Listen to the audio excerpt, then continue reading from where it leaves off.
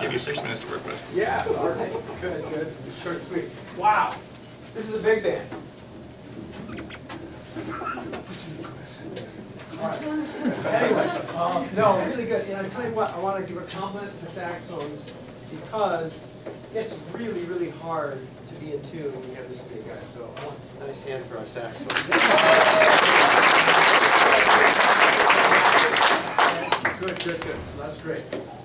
Really nice. Some really nice stuff happening in this group. Some really great energy. You guys are into music that's coming across. So that's all great. A couple of little things. By the way, really nice job on the drums. Some really great things happening there.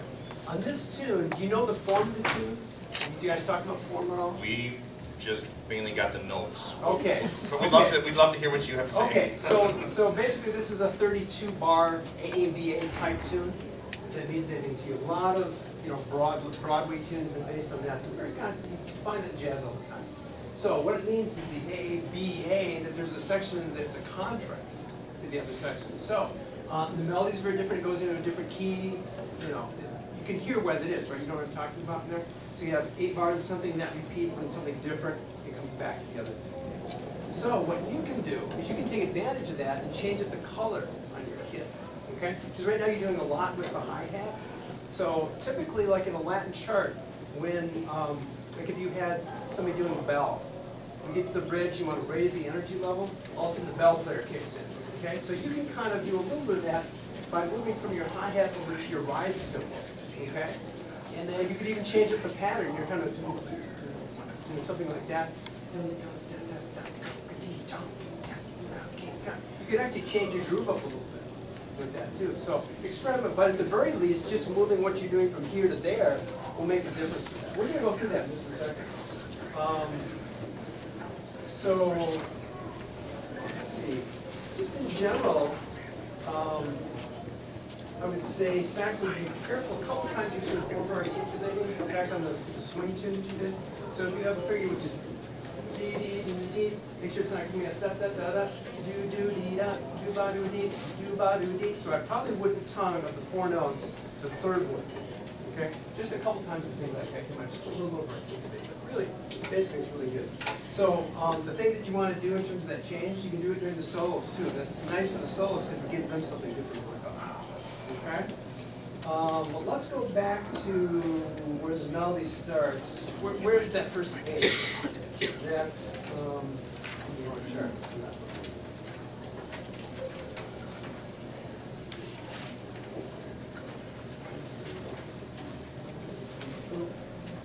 Is that 17? I think that's 17. Is that 9? Maybe it's 9.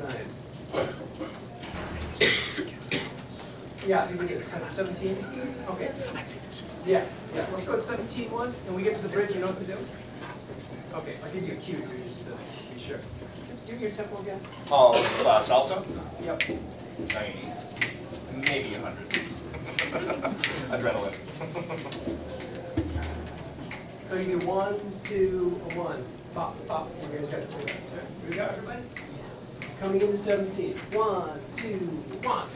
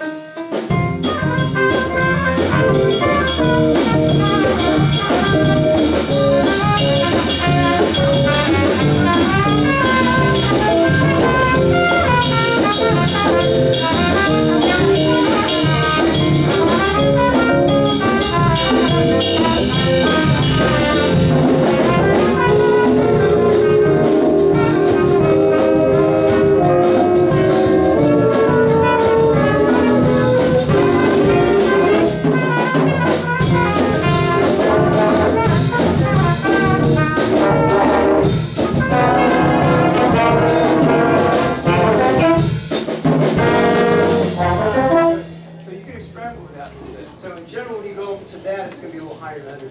So you can kind of think of how you want to do that with the solos or and whether the backgrounds, because when the backgrounds come in, then it raises it up to a little bit. Good.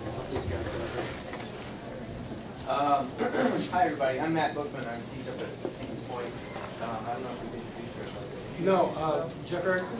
I'm over at Stevens Point too, but teaching UW College. Saxophone player. Saxophone. I'm a pianist, and our friend over here is Phil Ostrander. Hello, Claire. I'm the trombone person. He brought his band to our band meeting. That's okay. You don't have to apologize. Yeah.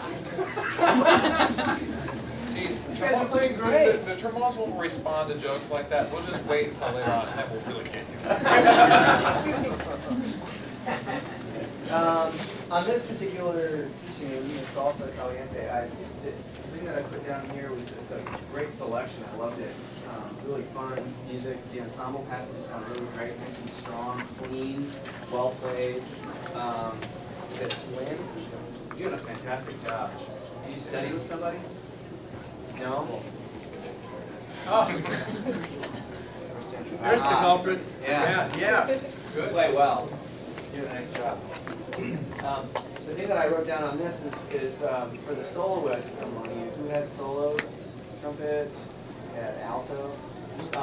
I would say, and I said this to the last band too, and I've written this for multiple bands throughout the day, I think it's a great idea to use the written solo as a jumping off point. Use it, learn from it, but then maybe start embellishing it. And sometimes embellishing means leaving things out. You don't necessarily have to play everything that's there. And then eventually, for me, the fun part of playing jazz, or one of the big fun parts of playing this music, is improvising. So I would encourage the solos on this tune, or any of the tunes that you work on, to do that. And how long have you been working on this piece?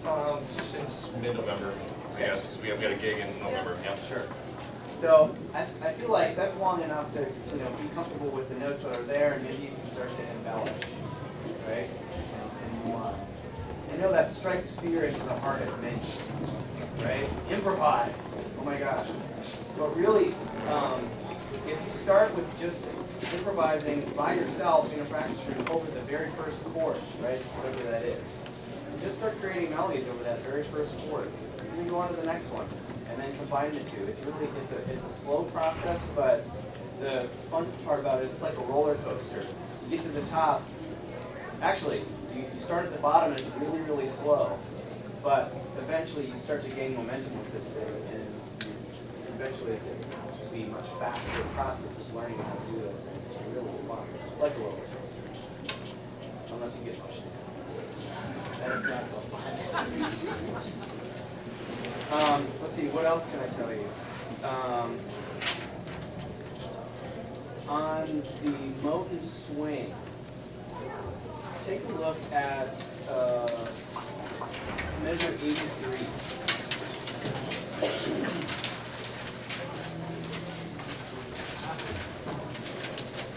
What do we see at measure 83?